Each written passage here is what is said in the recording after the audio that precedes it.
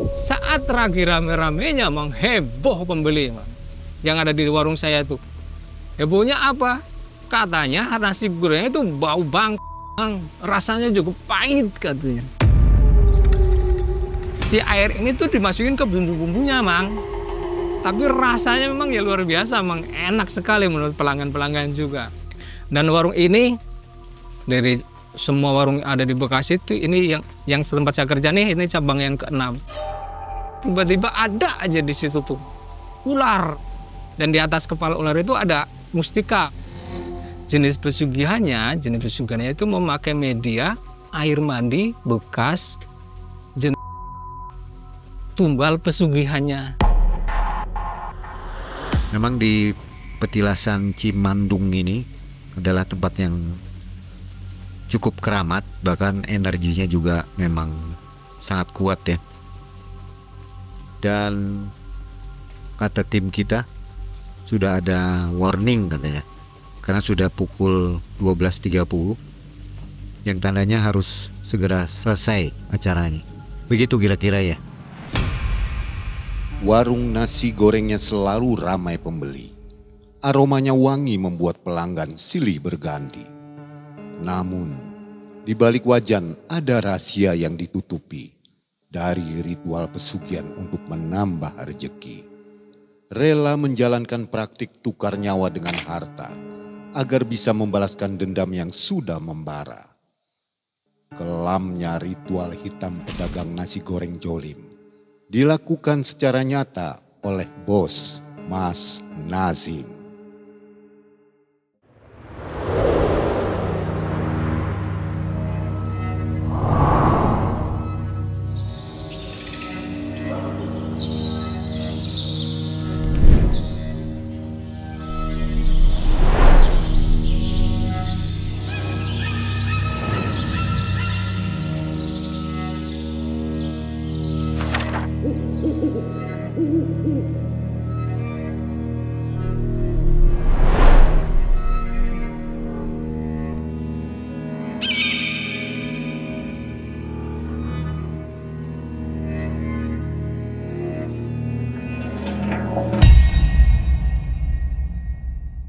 Assalamualaikum warahmatullahi wabarakatuh. Waalaikumsalam warahmatullahi wabarakatuh. Dan selamat malam Sobat Malam Mencekam yang ada di rumah, yang masih ada di jalan juga ya. Hari ini Mang Ei dan tim kembali hadir, tentu saja mengantarkan kisah nyata yang terbaru. Yang ini dari Mas Nasim Ya. yang sudah lama nggak nongol di MM. Oh, iya. Nongol lagi. Nongol lagi. Katanya ada kisah baru yang lupa diceritakan tentang pesugihan juga ya. Pesugihan Mang Ei. Ini waktu Mas Nasim kerja di Jakarta katanya. Bekasi tepatnya. Bekasi ya. Betul. Jadi pemiliknya itu ada main-main ya. Iya. Itu rame restoran. Apa restoran atau rumah makan? Rumah makan, warung tapi semi modern Mang Ei. Warung tapi semi modern. Warung Jadi, ya? masaknya masih di gerobak. Cuman ada tempat buat makannya gitu, kayak resto gitu, semi resto gitu. Yang mencurigakan ini rame banget gitu ya. Rame dan cabangnya kan banyak nih Mang Ei. Dari semua cabang juga rame semua. Apalagi yang induk, warung induknya lebih rame lagi. Sempat berapa lama kerja di situ? Nggak lama Mang Ei, saya kerja di situ singkat karena ya ada hal yang memang saya nggak bisa di situ lama-lama. Nanti Diceritakan ya. kita ceritakan. Dan Sobat, Mang Ei sekarang ini berada di Petilasan Cimandung. Ini tepatnya di Desa Kerandon, Kecamatan Talun, Kabupaten Cirebon. Ya. Jadi tempat ini tuh adalah tempat bersejarah dan religi. Ada 7 sumur keramat di sini. Dan ini adalah tempat petilasan dari Mbah Kuwu Cirebon ya, Ya. atau Mbah Kuwu Sangkan, yang dikaitkan dengan Pangeran Cakrabuana. Kerumbuan. Dan konon Pak Harto pernah di sini waktu tahun 50-an katanya melakukan tapa atau semedi selama kurang lebih 1 minggu. Ya. Ya, nggak tahu untuk apa, tapi pernah menginjakkan kakinya di sini. Ya. Betul ya Mas Nasim? Pernah dengar? Saya dengar memang kayak gitu Mang Ei. Jadi kalau sobat mau ke sini untuk jalan-jalan atau sekedar berziarah, silakan. Tempatnya juga enak. Asri ya. Iya. Kita tadi syuting di sana di tempat yang lebih seram di luar, tapi ternyata cuaca nggak mendukung ya. Turun hujan. Mas Nasim, apa sekarang kegiatannya? Masih sama kayak yang dulu Mang cuci motor, laundry juga masih jalan. Dan bikin ini ya, karya Ya, apa itu? sesekali Mang Udah jarang sih kalau yang itu. Dari bambu ya. Ya. Mas Nasib pernah jalan-jalan kemarin ya dengan Mbak Bila ke sini. Oh iya betul, dengan tim MM waktu itu kesini juga Mang Sampai ke atas-atas katanya. Ya naik. Ada apa aja di atas? Saya belum lihat nih. Banyak. Banyak Mang Gimana energinya Mas Nasim? Auranya bagus. Ya. Positif ya. Layaknya tempat petilasan, auranya bagus sebetulnya. Ya gimana kitanya aja lah. Gimana kita. Kalau kita datang ke sini aja baik, siaroh ya insya Allah semuanya bagus. Menyambut ya. Menyambut bagus. Dan nggak boleh dipakai untuk yang negatif katanya. Kata Pak Kunci dulu kan dijelasin waktu di BTS tuh, bahwa Pak Kunci menyatakan bahwa siapapun yang datang ke sini dengan niatan selain untuk ziarah itu pasti akan diusir. Gitu Jadi ya? menurut kata-kata Pak Kuncen yang ada di sini. Baik. Hujan tambah deras dan kita akan segera nikmati cerita dari Mas Nasim. Malam mencekam, Semakin malam semakin mencekam. Mas Nasim.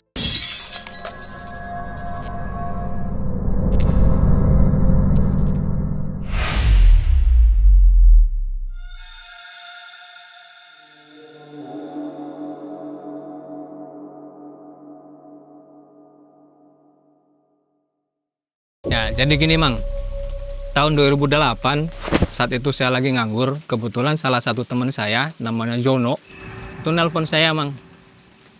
Kata Jono, Mas ada di mana? Nah, ada di Cirebon. Kenapa Jo? Saya panggilnya Jo Mang. Nah, ini nama ini udah saya samarkan ya. Lagi ada kerjaan nggak? Kebetulan lagi nganggur nih. Kok ente kayak tahu aja saya lagi nganggur katanya. Ya Mas, ini saya mau nawarin kerjaan katanya. Mau nggak? Kerja di mana kata saya? Di Bekasi Mas. Boleh kata saya. Kebetulan nih Jo, saya lagi nganggur. Kerja apaan kata saya kan? Ini di warung. Warung kata saya. Kok warung Jo? Warung apa? Warung sembako katanya. Bukan Mas katanya. Warung nasi goreng gitu. Saya rada aneh emang, kok warung nasi goreng gitu ya. Tapi saya pikir lah daripada nganggur. Oke lah Jo, boleh. Gitu. Kapan kita berangkat? Ya nanti saya kabarin gitu kan. Nah singkat cerita, nyamperin saya ke sini. Dalam waktu itu pakai travel kita berangkat ke sana. Sampai di Bekasi, karena memang saya ada yang bawa gitu ya. Dan kebetulan nih warung cabang baru buka Mang Ya memang berobatnya udah sekitar 2 bulanan lah. Lagi butuh karyawan memang kebetulan. Karena memang saya ada yang bawa, otomatis langsung masuk lah. Udah nggak ada tes-tesan segala macem. Cuma warung kan, jadi nggak ada prosedur yang bertele-tele gitu loh. Dikenalin sama katakanlah ke kepala cabangnya lah yang memang punya wewenang di situ, namanya Mas Jaka. Katanya, Mas ini saya bawa temen pengen kerja di sini, bisa nggak? Ya nggak apa-apa, malah beneran nih, memang kita lagi butuh ya. Namanya siapa ya? Ya kenalan sama Mas Jaka tuh, saya Nasim Mas ini. Punya ini nggak? Punya keahlian masak nggak katanya? Oh enggak, aduh kalau itu enggak Mas. Udah kamu bagian bantu-bantu aja ya kata. Siap lah, kerjalah di situ Mang. Ya karena saya anak baru nih ya. Saya masih yang bagian ya pokoknya semuanya saya pegang lah katakanlah. Cuman satu yang nggak saya pegang masak memang, karena memang masak memang ada juru masaknya, ada kokinya. Ya saya bagian beres-beres gitu. Termasuk ngelayanin pembeli juga, nyuci piring, nyapu segala macam saya pegang. Dan karena memang saya anak baru gitu ya, suka disuruh-suruh lah, suruh ini, suruh itu, suruh ini, suruh itu. Nah warung ini memang letaknya itu yang memang di lokasi yang strategis, cukup strategis di dekat keramaian. Warungnya juga yang rapi, gitu, bagus. Walaupun warung semi resto kayak gitu, tapi bagus. Tempatnya juga enak. Orang pantesan betah gitu makan di situ karena memang asik, tempatnya asik. Desain interiornya, jenis tata ruangnya juga memang bagus. Dan warung ini warung nasi goreng, Mang. Menu utamanya adalah nasi goreng. Cuman di sini juga ada menu-menu yang lain kayak ayam goreng, terus capcay, terus kue tiaw, dan ada semua di situ. Cuman menu utama atau menu andalannya adalah nasi goreng. Dan warung ini dari semua warung ada di Bekasi itu ini yang tempat saya kerja nih, ini cabang yang ke-6. Banyak ya? Banyak mang, banyak dan rame mang. Warung yang saya kerja ini rame. Jadi sehari-hari itu rame dan warung itu buka tidak seperti warung nasi goreng pada umumnya yang buka itu sore sampai malam. Ini enggak, dari jam 10 mang. 10 siang udah buka nih. Tutup sampai jam 10 malam, jam 9 tutup sebetulnya. Cuman kita beres-beres selesai sampai jam 11 lah. Nah, kita sebagai karyawan di situ tuh tidurnya nggak di warung itu mang, cuman kita dikontrakin, ada kayak ruko-ruko gitu lah di depan warung tuh, di seberang warung tuh ada ruko-ruko. Jadi atas buat tidur karyawan, yang bawah buat nyimpen barang-barang.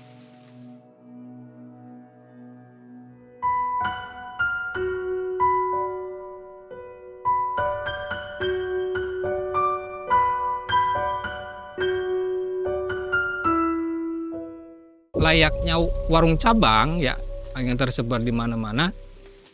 Warung cabang-cabang yang ada di sekitar situ tuh bahan makanan itu didropin mang dari warung induk. Jadi kita sebagai pengelola yang ada di cabang itu cuma tinggal nanti masaknya aja. Bahan-bahan mau semua didropin aja di warung induk. Ada bagian yang khusus yang ngantar-ngantar kayak gitu.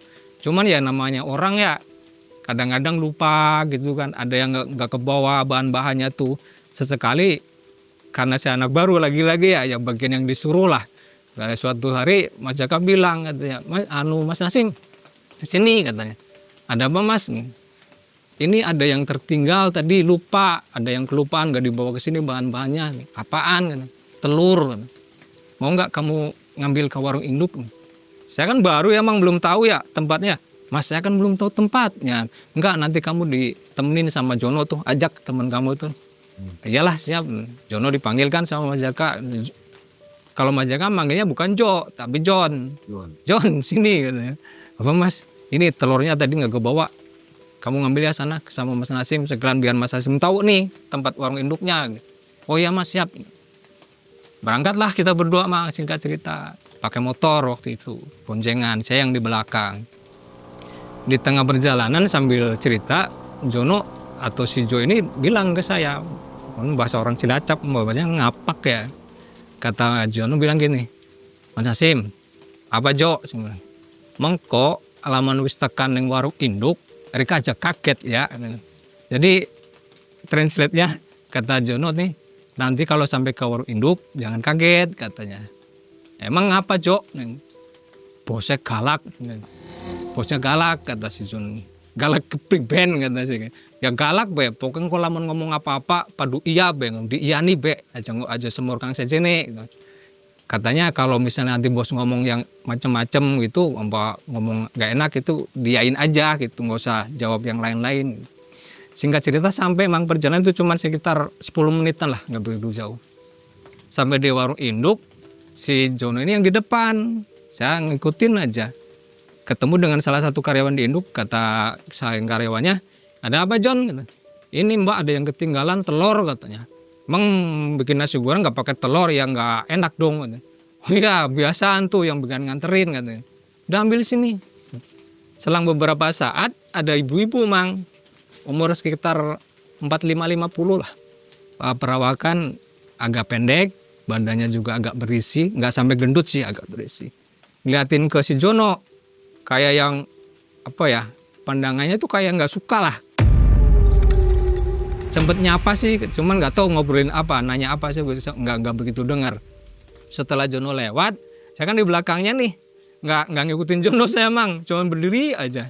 Si ibu itu ngeliatin ke saya mang, awalnya ngeliatinnya memang sama pandangannya juga kayak ke Jono, sama kayak itu ke saya juga kayak gitu. Cuman setelah deketin saya, nanyanya kok enak mang. Kamu siapa? Katanya. Lembut nadanya. Oh iya bu, saya Nasim. Kamu anak baru? Iya bu. Oh di cabang itu yang di sana yang ke-6? Iya bu. Udah lama kamu kerja di sini? Enggak bu, baru beberapa hari gitu. Oh ya udah yang betah-betah ya di sini ya, kerja yang bener. Nurut kalau disuruh-suruh tuh sama si Jaka katanya. Jangan bantah. Dalam hati saya kok bingung. Kata Jono galak, ini kok enggak, ini kok baik gitu. Dan saya lagi bingung dipanggil tuh sama si Jono. Mas, ngene sih. Sini kata si Jono. Oh iya Jo. Saya buru-buru nyamperin Jono ngambil telur tuh mang. Setelah ngambil kami berdua pamit. Terus si ibu-ibu itu manggil lagi, Mas Nasim sini. Iya Bu, ingat pesan saya ya, kerja yang benar, terus jangan aneh-aneh katanya. Oh ya Bu, siap. Ya udah sana, pergi buruan, takut udah ada pembeli katanya. Pergilah kita. Di tengah jalan saya ngomong sama Jono, Cok, Cerene si bos galak, nyatanya baik kok, ngomongnya juga baik. Iya Mas, aku juga kaget ini. Kata si Jono nih, ya intinya mah saya mempertanyakan ke si Jono, katanya galak Jono, nyatanya baik ke saya kok. Kata Jono, iya saya juga kaget Mas, kok tumben kemana sih nggak galak. Singkat cerita, pulanglah kita ke warung seperti biasa yang lain. Ramai tuh Mang, udah pembeli tuh, udah banyak yang ngantri. Sibuk lah kita gitu kan. Seharian tuh kayak gitu terus Mang. Karena seminggu setelah saya berada di situ, saya ngerasa nyaman Mang.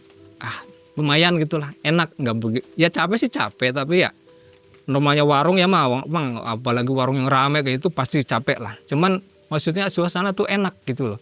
Karena memang warung cabang itu banyak, sistem di situ kan karyawan suka di rolling tuh Mang.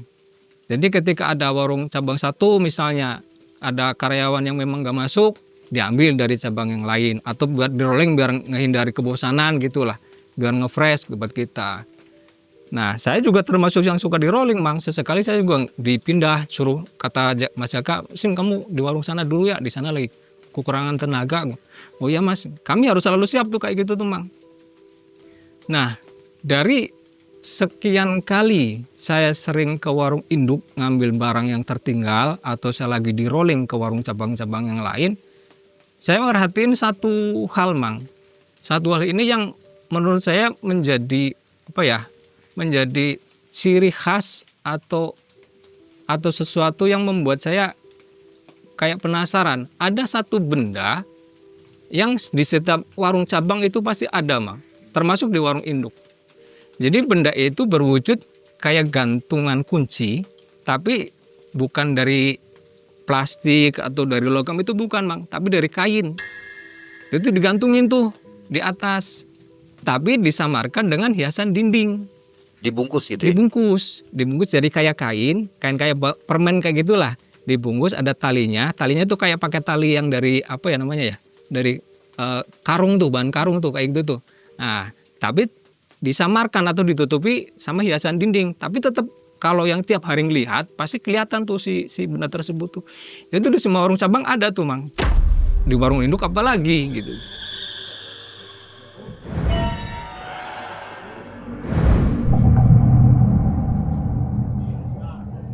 Saya mikir, kok ada semua warung cabang ini kok ada ini ya gitu. Seperti jimat gitu ya? Iya, kayak semacam gitulah. Cuman kan saya belum berani yang istilah memastikan bahwa ini apa gitu, enggak Mang. Terus gini Mang, beberapa kejadian aneh ya. Ketika lagi masak nih Mang, atau saya lagi kerja gitu ya, sesekali ku tercium aroma yang nggak sedap Mang. Jadi bau-bau kayak kayak bau orang yang meninggal tuh Mang. Orang meninggal walaupun dalam keadaan fresh gitu, sehat, sebelumnya nggak sakit gitu, apalagi yang sebelumnya sakit lama gitu kan baunya kan khas tuh. Itu sesekali tercium itu Mang. Di warung yang saya kerja tuh, di cabang yang ke-6. Ketika saya di cabang lain pun, saya sesekali mencium aroma-aroma itu. Terus ada lagi kejadian yang ini siang ya, nggak yang sore atau malam, nggak, ini siang sekitar jam 12-an lah, selepas pas duhur gitu. Jadi saya ngelihat kayak sekelebat gitu tuh, kayak bayangan-bayangan gitu tuh. Itu tuh yang sering Mang, nggak cuma sekali dua kali, tapi sering. Tapi itu pun yang belum membuat saya kayak penasaran, belum. Cuma suatu waktu saya tuh sempet nanya, memang jujur, karena sering kali mendapati kayak gitu tuh, saya nanya ke Mas Jaka. Mas Jaka, gini saya kok ngalamin kayak gini ya. Jadi sering ada aroma yang nggak sedap, terus ada kayak sekelebat-kelebat bayangan kayak gitu. Tapi ini bukan orang Mas. Kata Mas Jaka, udah, itu mah mungkin pikiranmu aja atau bayangan kamu aja, mungkin karena kamu capek gitu. Udah, jangan dipikirin katanya. Terus bau-bauan itu juga ya mungkin barangkali di jalanan, namanya juga kita kan di pinggir jalan tuh, mungkin bangkai tikus ketabrak atau bangkai apa gitu. jangan yang aneh-aneh pikirannya, udah fokus kerja aja gitu. Selang beberapa lama Mang, jadi kebetulan sih posisi warung yang tempat saya kerja cabang Genam ini kan memang di belakang warung itu ada rumah besar tuh. Rumahnya cukup besar lah untuk ukuran saat itu. Dan tergolong rumah yang bagus. Mewah sih belum, tapi tergolong bagus. Suatu ketika, suatu hari, kita lagi asik beberes karena memang udah mau tutup warung ini. Itu sekitar jam 9-an lebih lah. Tiba-tiba ada suara orang teriak kayak minta tolong tapi masih samar. Saya dengar waktu itu. Saya bilang ke Jono, "Cok, kue ke rumah pora." "Apa Mas nih?" "Kayak nawung tulung-tulung." Wah, aneh-aneh baik. Beneran Jok, serius. Tapi enggak ya langsung ada susulan teriak karena gimana enggak jeda gitu kan. Kami beberes lagi. Tapi ada lagi suara kayak gitu. "Tolong," gitu. "Tolong," gitu, semakin keras, lama-lama semakin keras. Yang lain dengar juga ternyata. Dari karyawan di situ kan ada 6 nih. Yang lain yang lagi beres-beres di depan mungkin nggak begitu dengar, tapi saya, Mas Jaka sama Jono yang memang lagi beres-beres di bagian belakang dengar tuh. Iya ya, kayak orang tulung-tulung di belakang. Akhirnya kita mencari tahu tuh. Kita ke depan karena memang nggak ada akses tuh. Awalnya saya nggak tahu ada akses, ada pintu di belakang warung itu untuk masuk ke rumah itu. Saya awalnya nggak tahu. Kita lari ke depan, muterin. Kan ada gerbang tuh di depan, di samping warung itu ada gerbang buat masuk ke rumah itu. Gerbangnya dikunci. Kita nyari-nyari, mana ya orang yang tolong-tolong tadi? Nggak ada kan. Terus kita balik ke warung, ternyata suaranya di belakang warung, Mang. Nggak taunya di belakang lemari ada pintu, Mang. Jadi pintu ini tertutup oleh lemari rak kayak gitu buat nyimpen barang-barang lah. Di situ ada pintu ternyata. Wah, dari sini pintunya, kita geser sedikit, bener aja ada kuncinya masih ngegantung tuh. Kita buka karena kita penasaran suara tolong itu manggil keras, bener aja kita masuk lewat pintu itu. Ternyata di belakang itu ada ibu-ibu, Mang. Memang bener suara ibu-ibu itu. Dan kita ketika keluar juga memang ibu-ibu itu masih memang berusaha kayak mencari orang gitu, minta tolong gitu. Saya masih dengan rasa heran kok ternyata di rumah ini ada orangnya. Kirain selama ini tuh nggak ada orang, Mang. Kirain rumah kosong, ternyata ada. Setelah itu kita bertiga, saya, Mas Jaka sama Jono yang mengabari ibu itu. "Ibu ada apa? Tolong Mas, tolong Mas, tolong."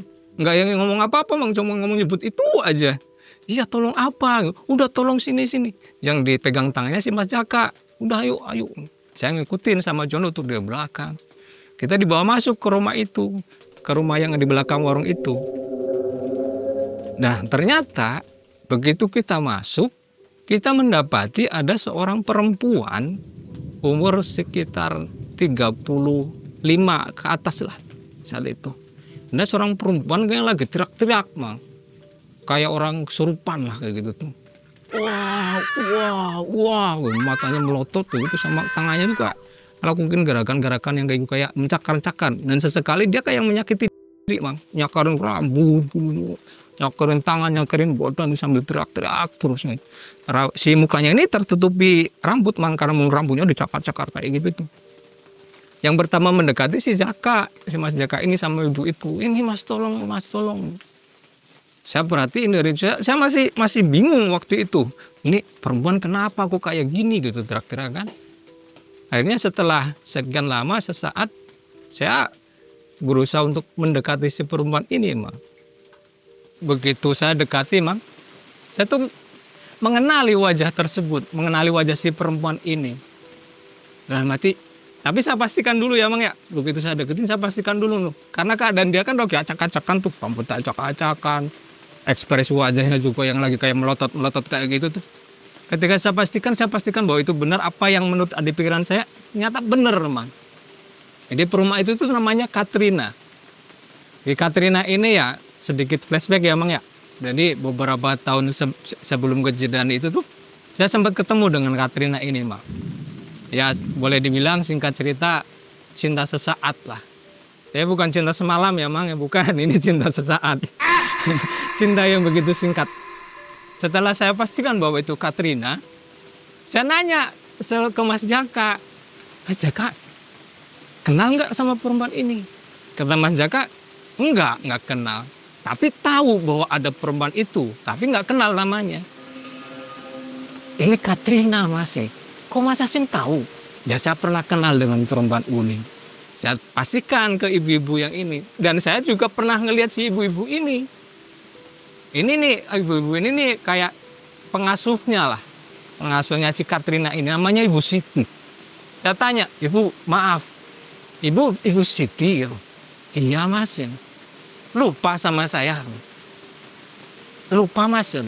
Saya Nasim Bu, yang dulu pernah ketemu di Jakarta. Karena keadaan lagi kacau kayak gitu, mungkin ya si ibu juga nggak, yang konsennya nggak begitu bisa gitu ya. Lupa Mas, udahlah biarin gitu, nggak penting ya.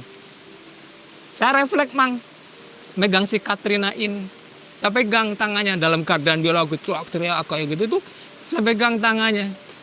Anehnya, begitu saya pegang tangannya, si Katrina ini kayak melihat ke saya, Mang, melihat ke muka saya. Ketika pandangan kami bertemu, anehnya seketika mereda dia. Kayak yang apa ya? Kayak yang mengenali saya. Walaupun pandangannya tuh dia yang memang belum bisa fokus karena dengan keadaannya dia yang seperti itu, tapi mungkin masih sedikit mengenali wajah saya.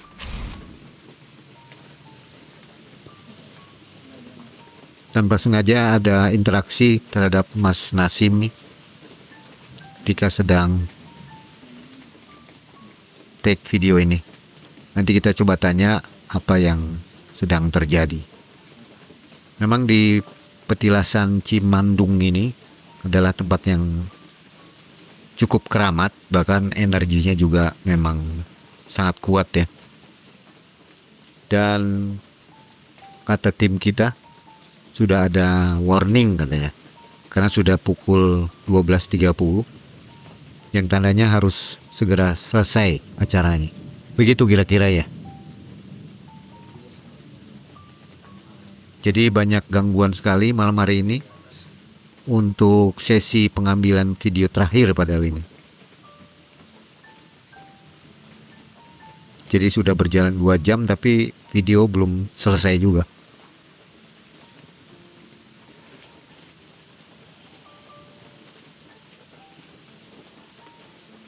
Tampak di layar Mas Nasim masih mengalami atau sedang berinteraksi dengan goib yang ada di sini. Sementara hujan masih cukup deras ya.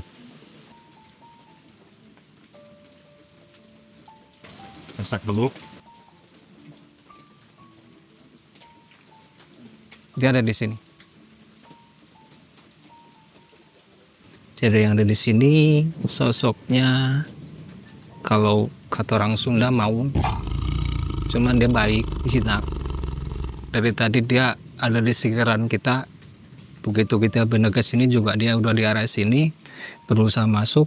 Cuman saat tadi waktu selesai si syuting si Oji itu selesai, dia masuk ada di arah sini, kepengen katakanlah kayak kepengen nimbrung lah, kepengen ikut, tapi nggak ganggu, cuman kepengen saya kayak anak kucing gimana sih itu, kepengen dielus kayak gitu, cuman yang nggak ganggu, baik dia, usil, tapi usilnya usil nggak yang jahil, nggak nakal gitu, nggak, kepengen main lah katakan. Karena di sini ada aktivitas kita dan memang saat ini udah areanya mereka, jadi ya apa ya, mereka juga beraktivitas. Tapi kalau yang di sini baik, nggak apa-apa. Di sini Mas? Ya mereka agak apa ya, agak kesel, belum sampai ke terganggu sedikit. Belum minta kuda gitu. Ada ke arah itu. Iya ada ke arah itu. Cuman ya belum sampai ke yang kesel, apalagi marah itu belum. Tapi mudah-mudahan sih bisa ngondisiin. Tapi yang di sini baik.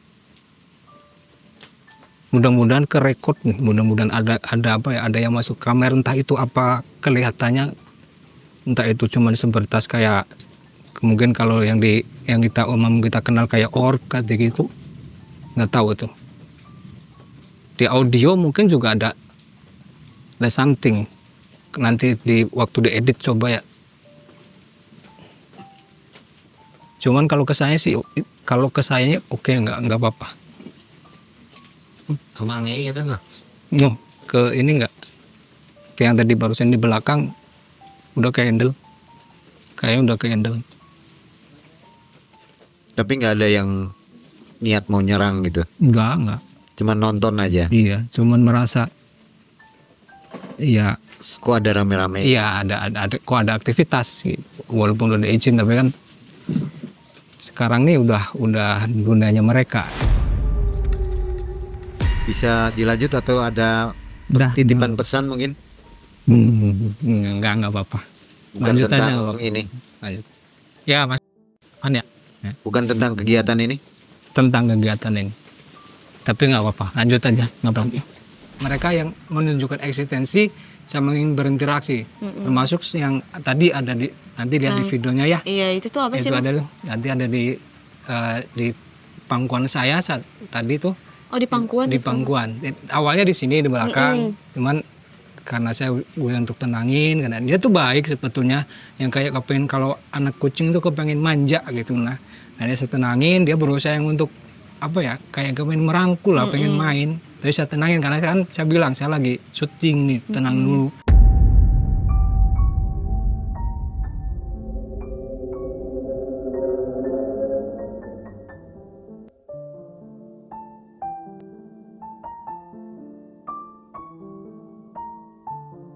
Jadi begitu saya deketin Mang ternyata tuh saya kenal dengan wajahnya Mang Semakin saya deketin, saya pastiin tuh bener bahwa perempuan ini memang yang ada di pikiran saya. Begitu saya deketin, Katrina, saya bilang. Saya pengen lagi, Katrina. Dia yang masih, wow, tapi udah agak tenang, gak kayak seperti tadinya Mang itu udah tenang. Saya pengen lagi Katrina, sampai 3 kali saya manggil Mang Begitu kepanggil ketiganya, dia menoleh ke arah saya. Begitu pandangan kami beradu, dia sudah agak tenang, pelan tenang, kayak yang apa ya, kesadarannya tuh mulai pulih Mang sambil terus menatap saya tuh. Begitu dia tuh udah agak tenang, dia kayak mau melakukan gerakan mau kayak mau meluk saya Mang. Cuman saya karena di situ banyak orang ya, saya langsung tahan tuh pundaknya di sini. Katrina bener kan? Dia nggak bisa jawab Mang Cuma dari isyarat bahasa tubuhnya tuh kayak yang kepengen direngkuh sama saya tuh. Udah tenangin dulu. Terus saya minta sama Bu Siti tolong minta air dulu dong. Diambil ini sama Bu Siti, saya suruh minum tuh, katanya udah minum dulu, minum dia beberapa teguk, saya dudukin. Tadinya kan di bawah tuh Mang kayak gerakan gitu tuh. Setelah duduk di kursi di sofa kayak gitu, saya, Mas Jaka, Zono, Katrina sama Ibu Siti berlima tuh. Kami duduk di sofa tuh. Saya tanya, kok kamu ada di sini? Kamu kok bisa ada di sini? Saya heran kan. Sebelumnya kan saya nggak tahu bahwa di situ ada penghuni. Ternyata Katrina lagi. Di Katrina kan beberapa tahun yang lalu sempat saya ketemu tuh Mang di Jakarta tuh. Si Katrina belum bisa bercerita Mang karena memang ya habis kayak gitu kan. Bu Siti yang cerita akhirnya.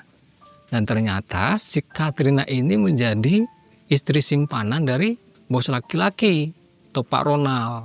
Bos laki-laki kan namanya Pak Ronald tuh. Jadi Katrina ini simpanannya. Baru sebatas itu saya taunya. Terus saya tanya, Ibu, emang Ibu diem di sini udah sejak kapan gitu?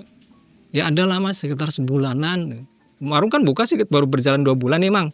Si Katrina sama Bu Siti itu di situ udah sekitar sebulanan. Padahal saya habis kerja di situ tuh udah ada di situ si Katrina nih. Tapi kan selama ini saya nggak tahu bahwa di belakang itu ada Katrina sama Bu Siti. Malah saya pikir tuh rumah itu tuh kosong. Singkat cerita Bu Siti yang menerangkan semuanya bahwa Katrina ini menjadi istri simpanannya Pak Ronald. Semakin saya gali atau semakin Bu Siti menyampaikan informasi tentang keberadaan mereka, akhirnya saya berasumsi sendiri emang. Berasumsinya gini, kenapa Katrina ini bisa sampai diam di situ menjadi istri simpanannya Pak Ronald? Saya lagi punya asumsi sendiri, cuman saya nggak berani ngomongin karena suasana kan lagi kayak gitulah. Selang beberapa saat Katrina mulai ngomong tuh, mulai ngomong si Katrina ini. Ngomongnya tuh bukan ke kejadiannya, malah ngomongin tentang saya. Kamu Mas Nasim, ini ya Katrina, alhamdulillah kamu akhirnya ingat juga. Gimana? Kok kamu bisa ada di sini? Dia cerita sambil terbata-bata tuh. Yang akhirnya terbuka bahwa Katrina ini memang seperti yang disampaikan oleh Bu Siti yang menjadi istri simpanan dari Pak Ronald ini. Di tengah perbincangan kami, si Katrina ini tiba-tiba yang mengungkapkan keinginannya karena mendapati saya ada di situ. Si Katrina ini bilang ke saya, Mas, kalau bisa temenin saya dong di sini. Temenin gimana? Mas Nasim di sini. Ya memang saya di sini, saya kerja di sini. Enggak, diemnya di sini, temenin saya. Saya lagi enggak karu-karuan Mas, saya lagi perasaan takut, khawatir, sering dihantui ini itu dan segala macam. Dia menceritakan secara detail Mang tentang apa yang dia alami sampai yang kayak kerasukan itu diceritain sama dia. Bahwa dia tuh kayak dikejar-kejar sama makhluk halus kayak gitu loh. Yang kata dia nih, kata Katrina nih, si makhluk itu tuh kayak kepengen kepengen melukai dia lah kata. Dan itu dibayangin terus bahkan ketika tidur, ketika lagi mandi, ketika lagi makan, ketika lagi diam tuh kayak yang didatengin terus, kayak yang dibuntutin terus tuh. Dan dia butuh seseorang yang bisa membuat dia nyaman. Akhirnya kan saya nggak berani tuh Mang, nggak berani langsung oke deh gitu, nggak berani. Saya nanya dulu ke Mas Jaka karena Mas Jaka di situ kan sebagai katakanlah yang bertanggung jawab lah di atas situ. Kata Mas Jaka, saya juga nggak berani Mas mutusin karena ya ini kan masalahnya seperti ini. Yang saya heran, Mas Jaka ini kan orang kepercayaan, dia juga nggak tahu ternyata Mang tentang Katrina ini. Jadi tentang Katrina ada di situ tuh tertutup rapat, karyawan tuh nggak ada yang tahu. Lah Bu Siti ikut menguatkan Katrina. Bu Siti pun yang selama ini yang bingung, Katrina mengalami kejadian seperti itu yang sering katanya Mang. Nggak cuma saat itu doang, sebelumnya juga udah ngalamin. Selama diam di situ tuh, udah ngalamin kayak gitu. Bu Siti juga cuma bisa bingung dan bingung. Yang paling parah ya saat kejadian itu. Bu Siti pun yang ikut kayak meminta ke saya bahwa iya Mas temenin kami. Maaf Bu, saya nggak bisa mutusin di sini, saya anak baru. Otomatis ketika saya harus di sini, misalnya tinggal di sini harus izin bos dong. Kan nggak mungkin kalau kita mutusin sendiri, takutnya nanti ketika bos ke sini datang, saya ada di sini, bos marah, saya dipecat lagi. Nah Katrina ini yang menjamin Mang. Udah kalau masalah itu jangan khawatir, biar nanti saya yang ngomong gitu sama bos. Tapi yang dimaksud bos sama Katrina bukan bos perempuan, Bu Jessica. Bos perempuan namanya Bu Jessica nih, istrinya Pak Ronald. Bukan Bu Jessica, tapi lebih ke Pak Ronaldnya. Udah aman nggak apa-apa. Yang penting kamu temenin aja ketika kamu lagi nggak kerja katanya.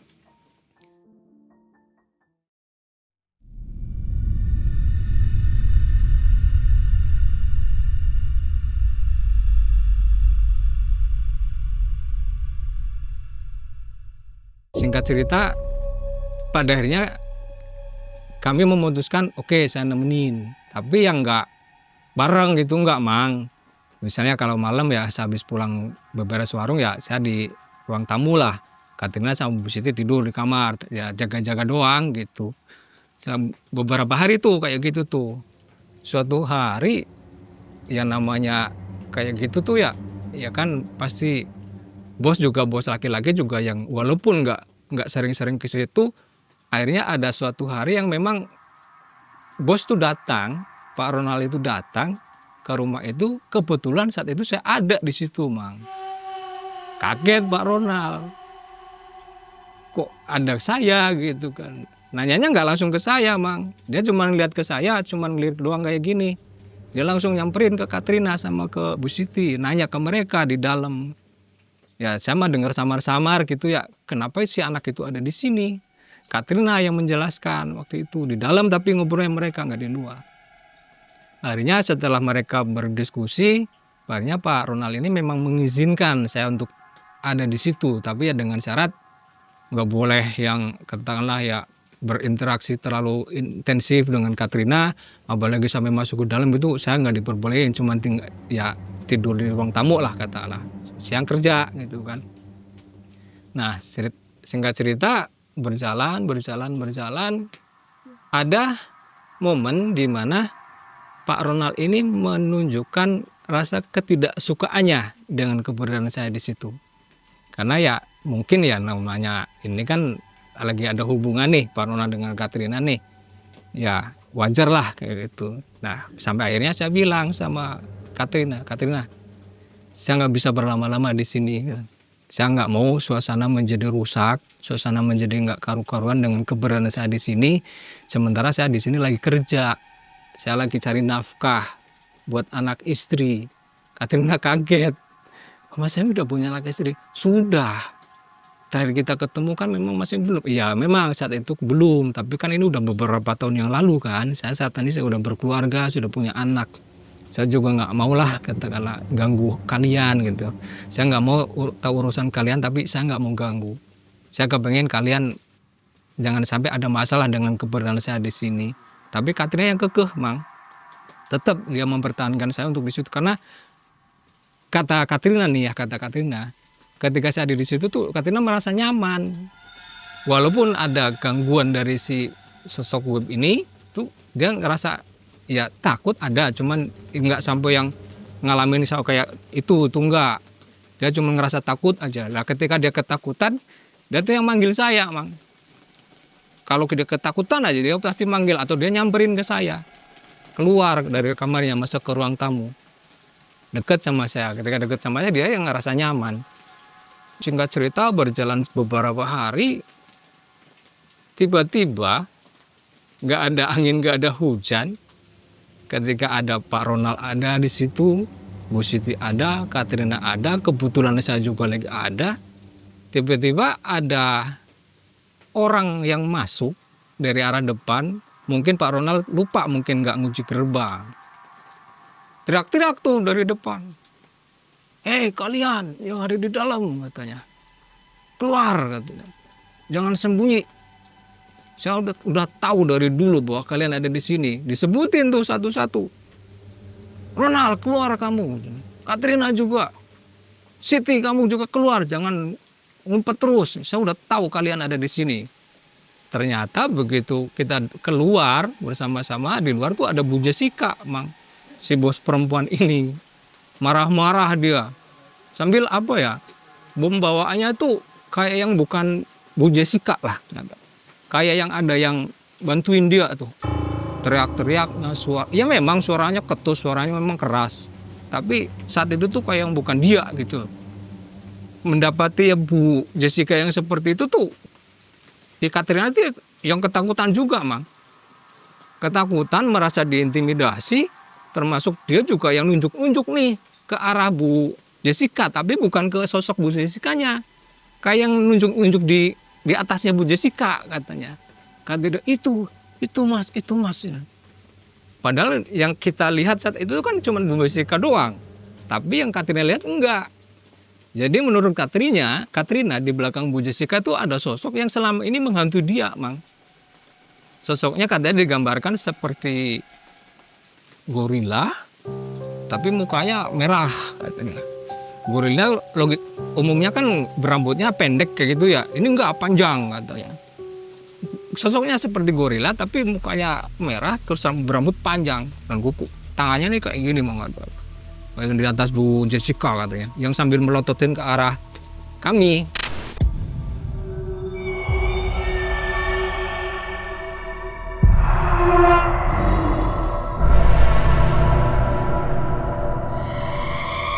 Sambil terus marah-marah, sambil terus mengeluarkan umpatan-umpatan kata-kata kasar, bahwa pada akhirnya puncaknya adalah Bu Jessica ngomong seperti ini.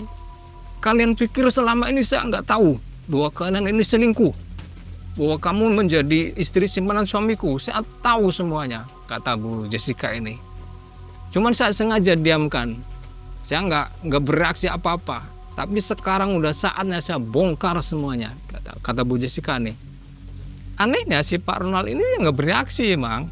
Nggak bereaksi, maksudnya kayak nenangin istrinya atau enggak. Dia cuma diem aja, kayak yang nggak mampu melakukan apa-apa gitu loh. Apalagi melindungi Katrina, nggak sama sekali. Dia yang cuma diem aja. Setelah marah-marah sambil teriak-teriak kayak gitu, Bu Jessica pergi. Sambil pergi dia ngeluarin ancaman. Ngomong, ke sama si Katrina. Katrina, asal kamu tahu ya, waktu kamu tinggal beberapa hari lagi. Jangan senang-senang kamu selama ini hidup dengan suami saya. Atau kamu nggak lama lagi. Lihat aja, tunggu aja harinya. Pergi dia. Si Pak Ronald ini ketika istrinya pergi, ya entah itu karena dia takut, entah itu karena memang dia spontan, karena memang nggak bisa ngapa-ngapain, nggak ada reaksi apapun nih. Dia ikut aja, ngikutin si Bu Jessica. Alih-alih melindungi atau menenangkan Katrina yang sedang ketakutan dengan ancaman Bu Jessica, dia ikut pergi aja nyelonong. Sementara si Katrina semakin ketakutan ketika mendapatkan ancaman seperti itu. Selepas Bu Jessica dan Pak Ronald pergi, saya udah gregetan. Kepengen tahu sebenarnya ini apa sih? Sebenarnya tentang apa nih semua ini? Akhirnya Katrina menceritakan secara gamblang, secara detil Mang, bahwa si Katrina ini sebetulnya punya rencana kepengin membalaskan dendam Mang, ceritanya. Jadi ceritanya seperti ini Mang. Si Bu Jessica ini jualan nasi goreng itu melakukan pesugihan Mang. Jenis pesugihannya itu memakai media air mandi bekas jenazah, tumbal pesugihannya.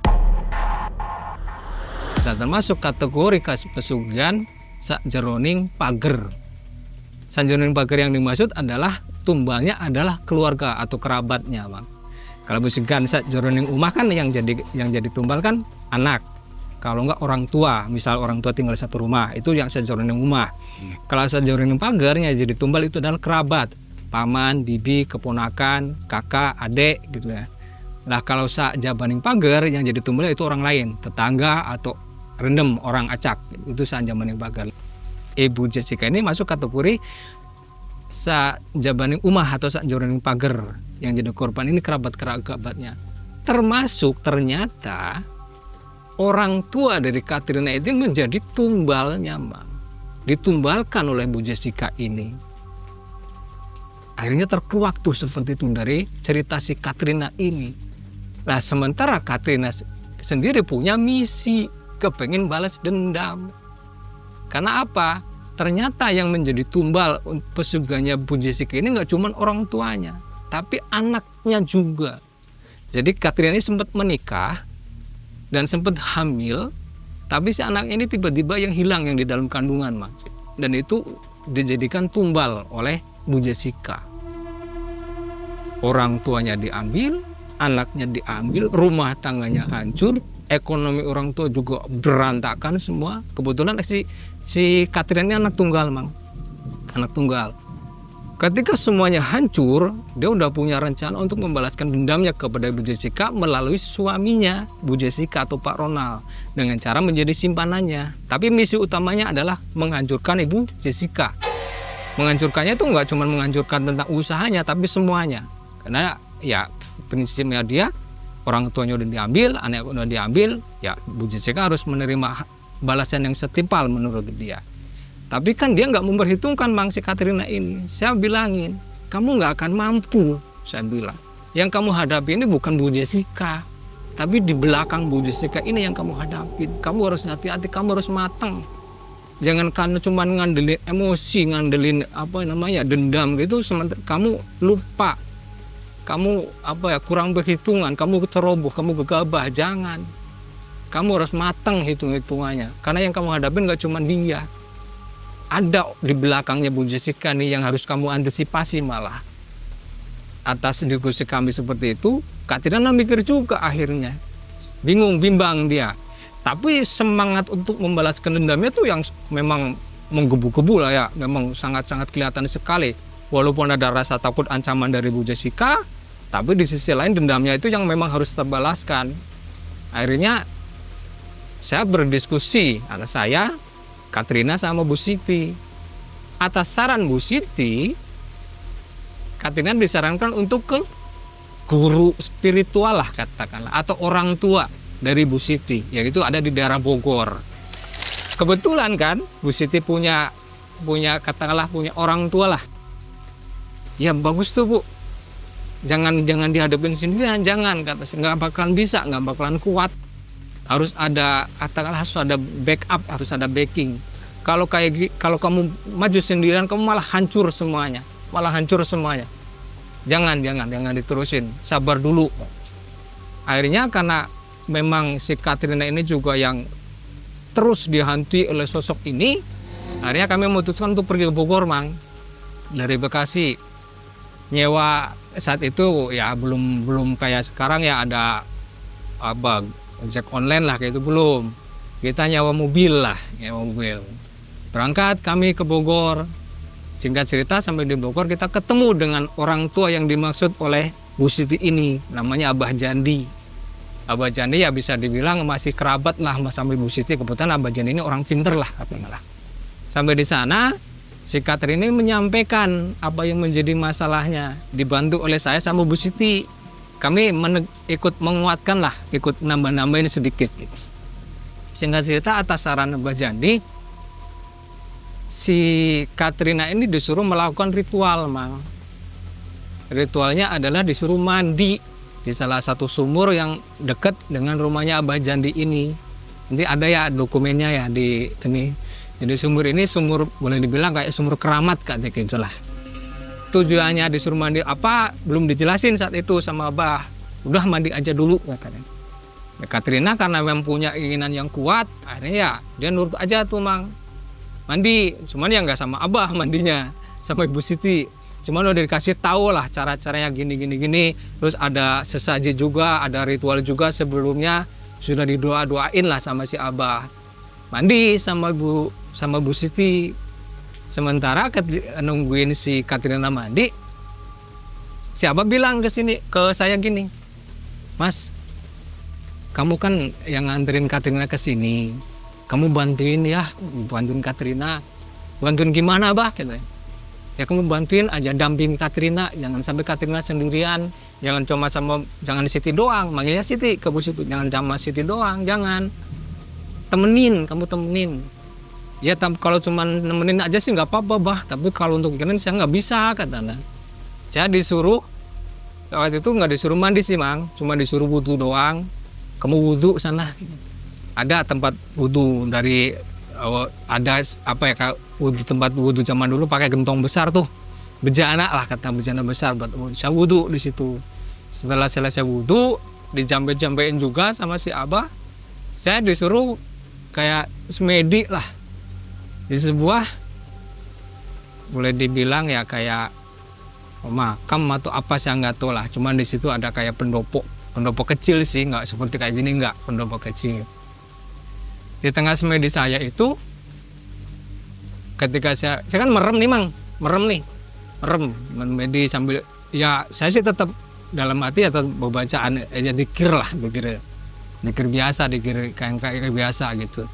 Ketika saya sedang berzikir, tiba-tiba nampak di depan saya tuh yang nggak pelan-pelan sih, Mang, tiba-tiba ada aja di situ tuh ular, Mang. Ularnya nggak begitu besar, cuman mungkin ya segede paha ini, lebih sedikit lah.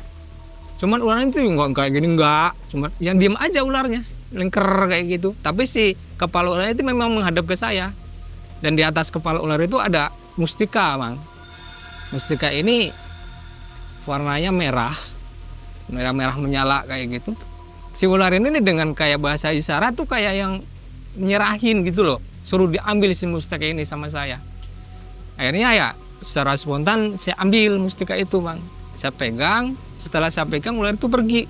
Cuman perginya ya enggak sama kayak gitu enggak, hilang aja, hilang plus gitu loh. Kok hilang gitu ya. Saya ketika tersadar bahwa saya masih memegang si mustika ini, saya pegang aja, pakai tangan kiri pegang, saya giniin aja udah. Udah gitu datang si Abah Jandi, datang ke saya manggil, Mas, udah sini. Kayak yang tahu aja si Abah ini bahwa saya udah dapetin si mustika ini. Saya masuk ke rumahnya, kebetulan si Katrina juga udah selesai ritual katanya. Udah sekarang kalau memang ini bilang ke Katrina ya, Neng katanya, kalau memang kamu mau nerusin apa yang menjadi niat kamu, silahkan, Abah nggak akan ngalang-ngalangin, karena Abah juga ngerti lah kayak apa sih perasaanmu, kayak apa sih batinmu, kayak apa sih penderitaanmu selama ini. Silahkan sekarang, udah nggak apa-apa. Tapi ya harus hati-hati juga, waspada, jangan gegabah, jangan ceroboh katanya.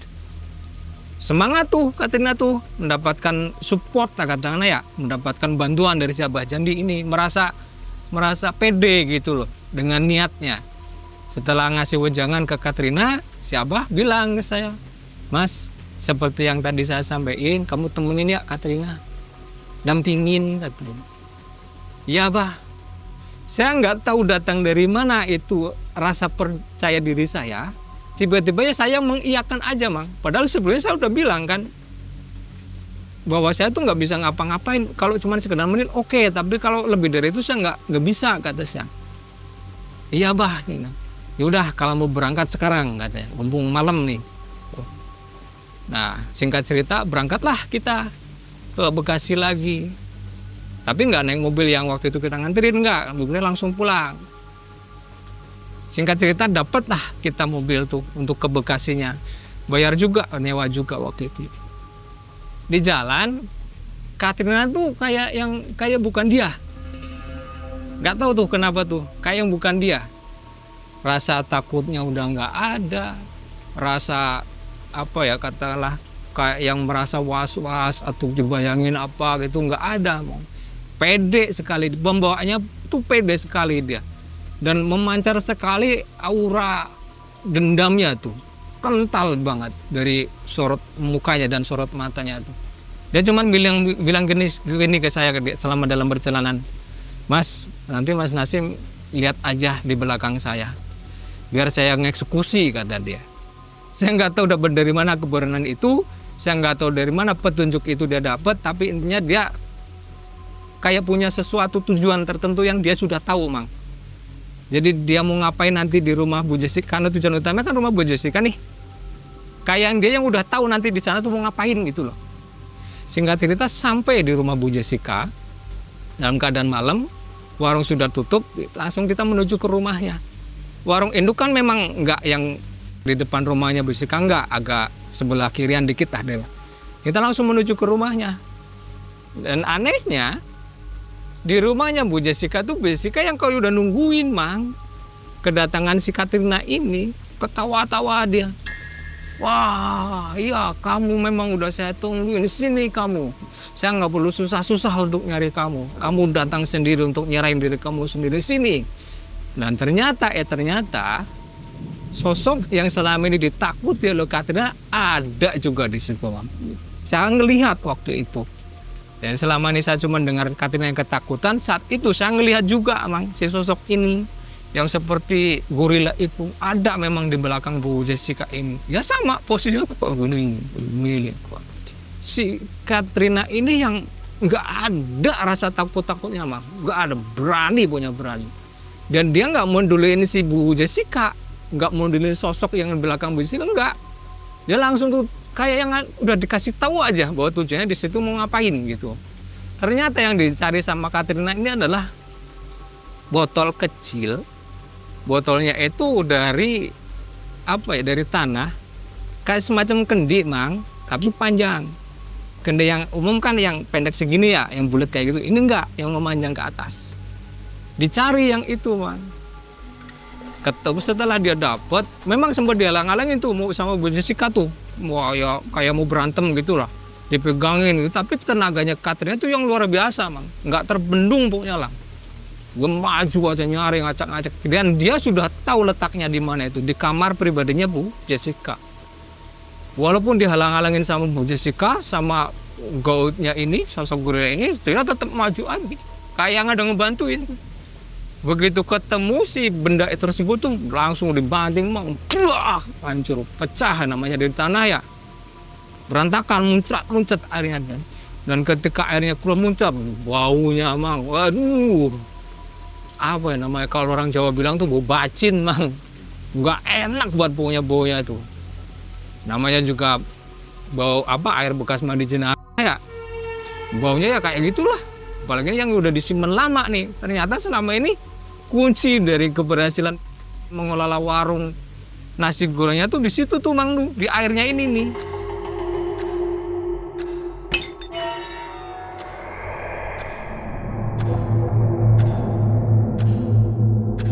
Jadi yang saya tahu memang ya ketika medannya seperti itu, si air ini tuh dimasukin ke bumbu-bumbunya Mang. Bumbu nasi goreng itu tuh ditetesin, nggak banyak Mang. Cuman beberapa tetes aja lah. Tapi rasanya memang ya luar biasa Mang, enak sekali menurut pelanggan-pelanggan juga. Dan saya sempat ngerasain Mang, sempat makan nasi goreng memang enak sekali Mang. Ketika sudah pecah, semakin menjadi-jadi tuh Bu Jessica. Wah tuh marah, teriak, gerakannya tuh udah nggak tahu. Mirip gerakan dari sosok ini, sosok gorila ini. Dan saya juga ngelihat sosok gorila juga yang marah. Wah, semakin gila marahnya itu. Tapi Katrina dengan gagah beraninya tuh sama sekali nggak ada rasa takut. Bahkan nantangin si Katrina ini, sok sini kalau mau ngambil saya, kalau bisa sok sini ambil. Karena dia menyadari bahwa dia udah jadi target tumbal dia. Tapi karena mungkin kan udah dimandiin, diritualin lah sama Bajandi tuh, ini nggak keambil tuh si Katrina.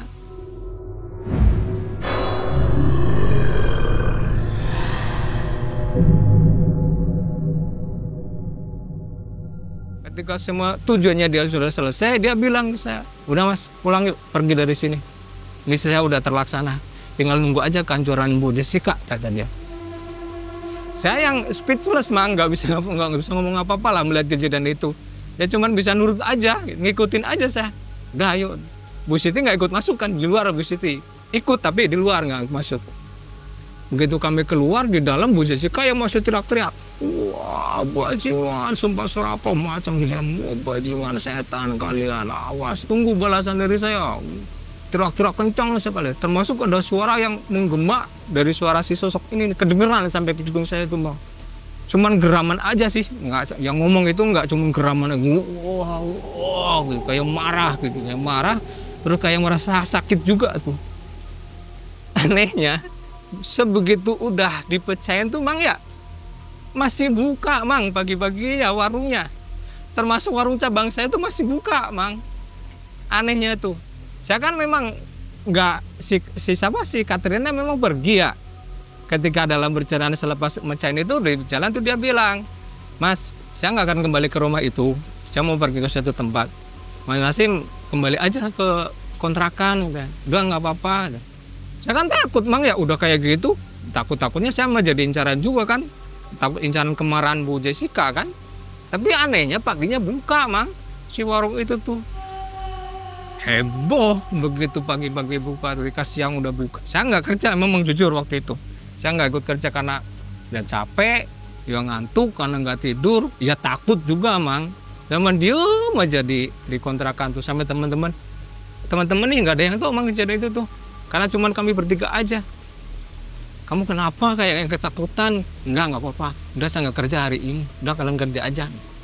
Nah hari itu mungkin ya, karena memang si sumber dari rasa yang sedemikian sedapnya ini udah nggak ada, udah pecah. Saat lagi rame-ramenya Mang, heboh pembeli Mang, yang ada di warung saya tuh. Hebohnya apa? Katanya nasi gorengnya itu bau banget Mang, rasanya cukup pahit katanya. Semuanya itu? Semuanya tuh, pelanggan yang beli di situ semuanya bilang kayak gitu tuh.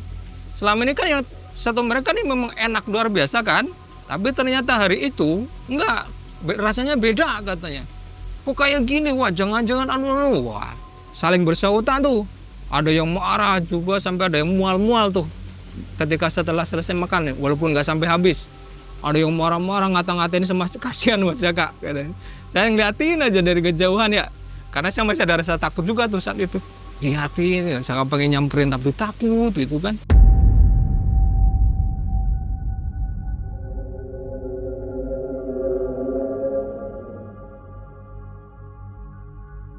Setelah rame kayak itu bubar sini, nggak ada yang bayar Mang, karena mereka kan marah.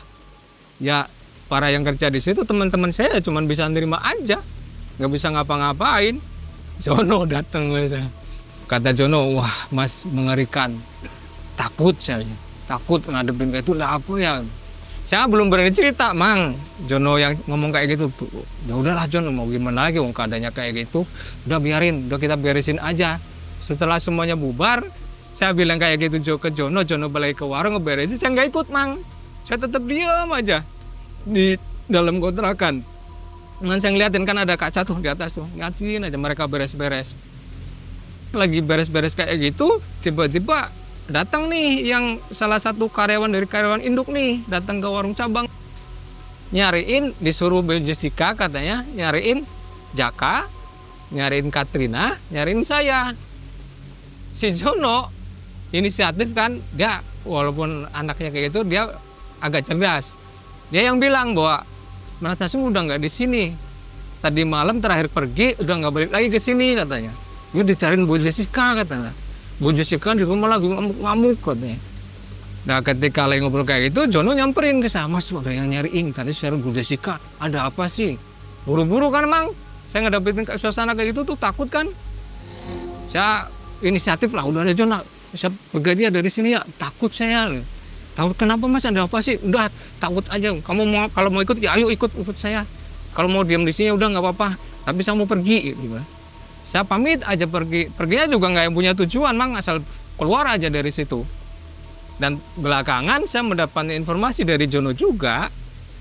Saya pergi kan saat itu ke rumah, pada akhirnya ke rumah temen lah. Walaupun awalnya nggak punya tujuan, tapi saya teringat saya punya teman di Bekasi. Saya nyari tempat untuk menenangkan diri aja lah gitu. Selang beberapa hari ketemu lagi dengan Jono, karena Jono juga tahu saya punya teman di Bekasi. Jono pasti berpikir pasti Mas Nasim ada di sana gitu. Suatu hari Jono datang tuh ke rumah teman saya, kontrakan teman saya lah, bukan rumah. Kontrakan Jono menceritakan tuh Mang di situ.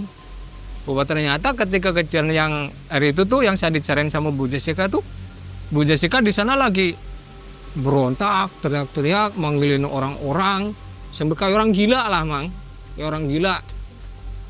Terus tiba-tiba Bu Jessica yang ambruk, jatuh aja. Setelah berteriak-teriak kayak gitu tuh, Bu Jessica tuh yang ambruk seketika tuh. Dan ambruknya ini jambuk yang jatuh, terus kayak yang sakaratul maut, Mang. Terus kata saya, meninggal apa enggak, Jon? Ya akhirnya meninggal, Mas. Cuman ya nggak begitu jatuh, nggak langsung meninggal, tapi selang beberapa saat meninggal. Kata, oh, berarti meskipun udah meninggal, iya Mas, sudah meninggal.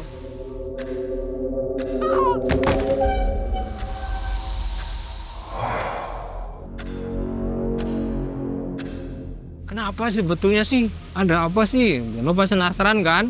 Akhirnya saya ceritain semuanya tuh tentang kejadian yang kemarin-kemarin tuh. Jadi gini Jon ceritanya. Gini nih. Akhirnya Jono ngeh tuh, baru ngeh tuh. Ngeri juga Mas. Kok Mas nggak bilang dari awal sih? Saya sendiri aja bingung, Jon. Bagaimana mau cerita? Saya kaget ketemu dengan Katrina, mendapati Katrina menjadi istri penanya bos. Bos melakukan kesugihan. Katrina aja mau dijadiin tumbal, campur aduk jadi satu, Jon. Jadi saya ngeblank lah pikiran saya, takut juga. Saya dicari juga kan Bu Jessica. Singkat cerita, usahanya hancur, Mang.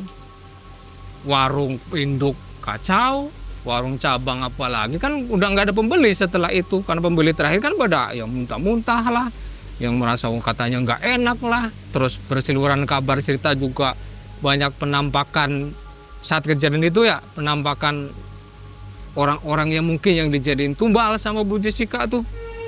Hancur semuanya, usahanya nggak jalan, Bu Jessica-nya juga meninggal dengan tanpa sebab, tanpa sakit, tanpa apa, cuma dia teriak-teriak yang kayak gitu, akhirnya meninggal. Dan Pak Ronaldnya tuh yang apa ya, kayak orang linglung, Mang, nggak tahu ya, shock atau merasa sedih kah, merasa apa, mendapati usahanya dan kehidupannya seperti itu hancur. Seketika yang kayak orang linglung, kayak orang gila tuh. Nah, Bu Jessica ini punya anak, Mang.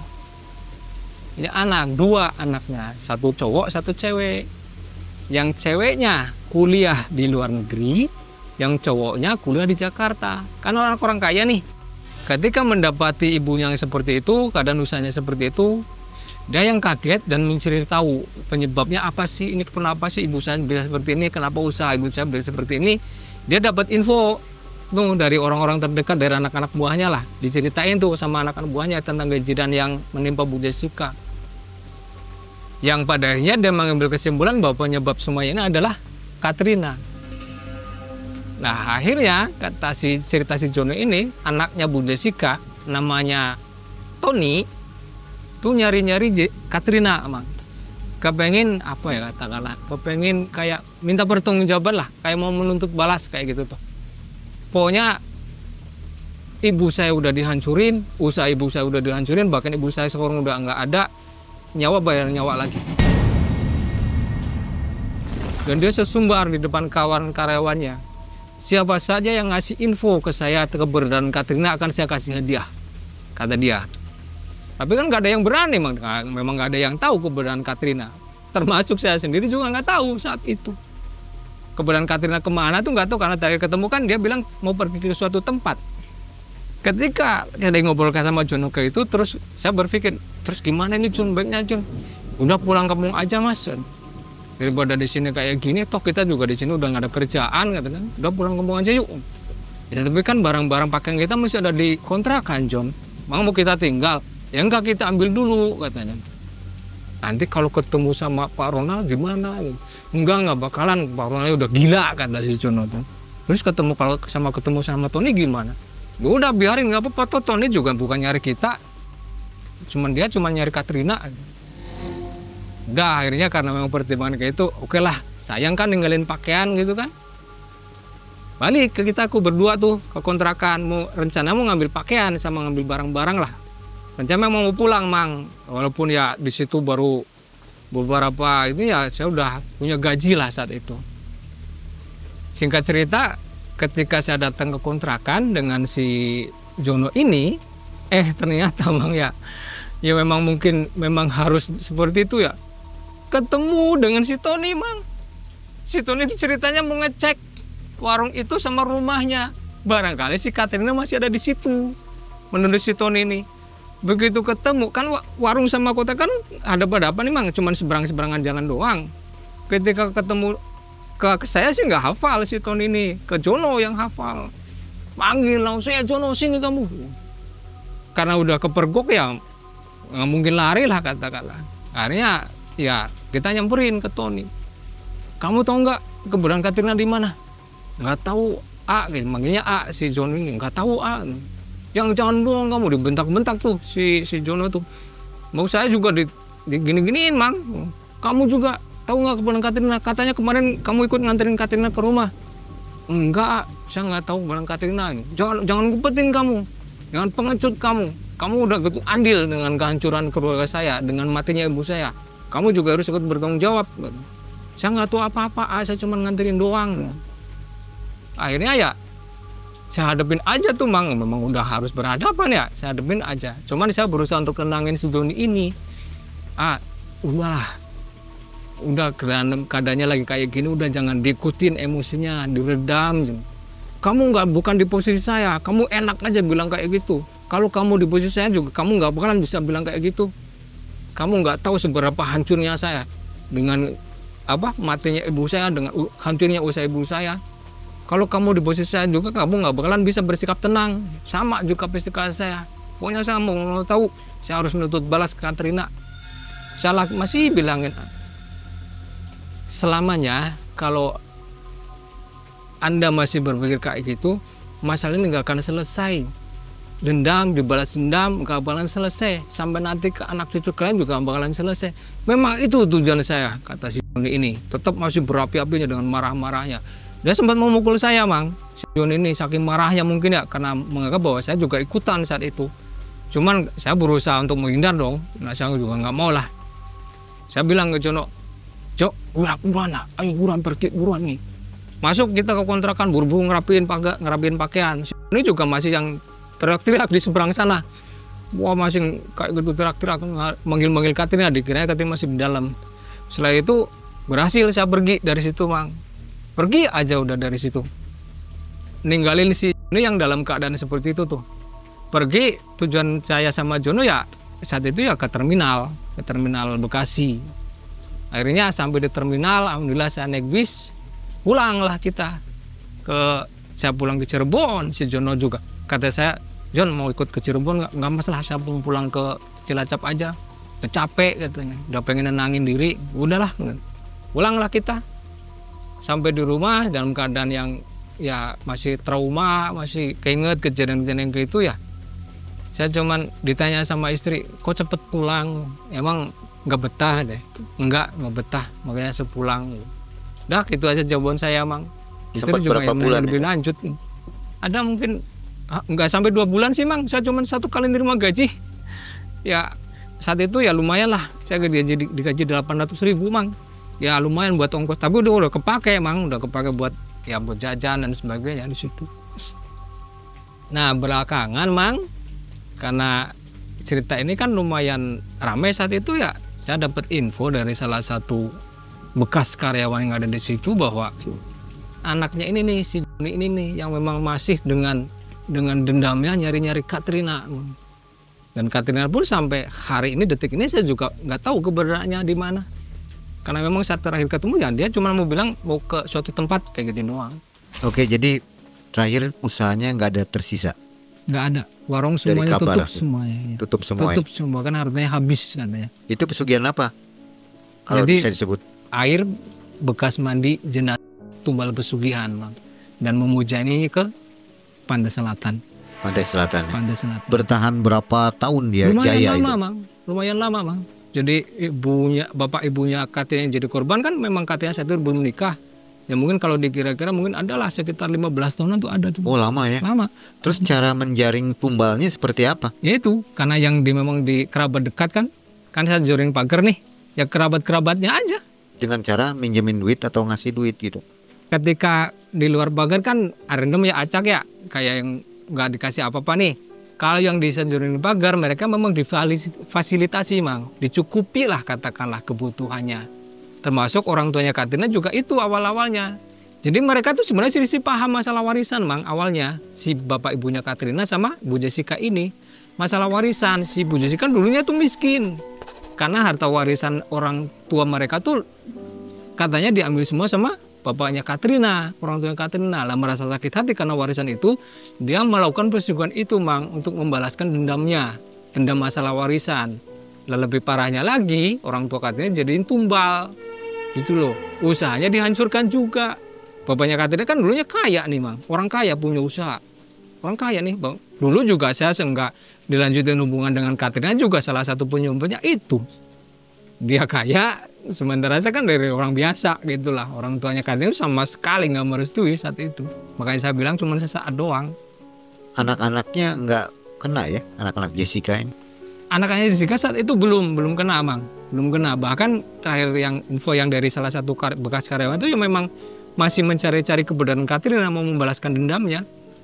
Tuh si ini mau membalaskan dendam ke Katrinanya, masih mencari-cari. Cuman terakhir si salah satu karyawan yang cerita ke saya itu memang belum ketemu nih sama si Katrinanya ini. Jadi pesugihan tuh bisa kerabat juga ya? Bisa, sangat-sangat bisa, tumbal, Bang. Kan? Dan itu lebih cepat. Apalagi kalau aman, ya? anak atau orang tua itu pesat sekali, Bang. Tapi kok anak istrinya nggak ada yang kena ya? Keluarganya maksudnya? Ngajinin tumbal atau nggak kena efek gitu? Belum mungkin. Suaminya kan udah kena tuh, gila tuh. Anak-anaknya kan 2 nih, itu mungkin belum. Saat terakhir yang salah satu karyawan cerita ke saya itu belum kena. Tapi nanti di akhir cerita anak-anaknya 2 anak ini pun kena, Bang. Bakal kena. Tapi belum ada kabar ya? Belum ada kabar. Tapi sih termasuk Katrina juga nanti juga kena, Bang, pada akhirnya. Oke. Ada pesan untuk penonton MM? Ya, jadi gini. Pesan saya singkat aja. Ya. Dendam selamanya tidak akan menyelesaikan masalah. Sampai 7 turunan pun namanya dendam itu tidak akan menyelesaikan masalah. Malah semakin memperparah keadaan, memperparah masalah. Itu dendam. Dan itu dendam itu diwariskan ke anak turunan. Seperti kisahnya Bu Jessica ke anak-anaknya, nanti juga anak-anaknya berantem tuh sama si Katrina. Kan mereka masih sepupuan tuh. Nantinya hancur, berantem juga. Saling menjatuhkan atau saling menghancurkan. 1. Kedua, masalah warisan dalam keluarga itu hal yang sangat-sangat sensitif. Jangan sampai salah satu pihak ada yang serakah dan jangan sampai salah satu pihak ada yang dirugikan. Karena warisan ketika diperebutkan dampaknya sangat-sangat luar biasa. Orang yang tersakiti karena masalah warisan dan orang yang menyakiti karena masalah warisan sama-sama akan mendapatkan imbas atau efek yang sangat-sangat luar biasa. Termasuk yang dialami oleh orang tuanya Katrina, Bang. Asap nasi goreng menari di udara, menutupi bau busuk perjanjian yang tak terlihat. Mas Nasim bekerja di bawah tatapan arwah yang haus. Dan ada seseorang tertawa di atas dosa yang ia pelihara. Tapi ketika kendi dihancurkan, semua rasa lenyap bersama nyawa yang dipinjam. Dan di antara sisi bara, Mas Nasim berdoa agar masih ada jalan pulang. Info untuk sobat semua yang belum mencet tombol gabung dan belum masuk ke member area, silakan jalan-jalan di situ untuk nonton kisah-kisah yang tidak ada di video regular ya. Karena di sana ada kisah mistis yang tidak bisa ditampilkan di sini. Oke, mudah-mudahan sobat suka dengan fitur tambahan dari Malam Cekam.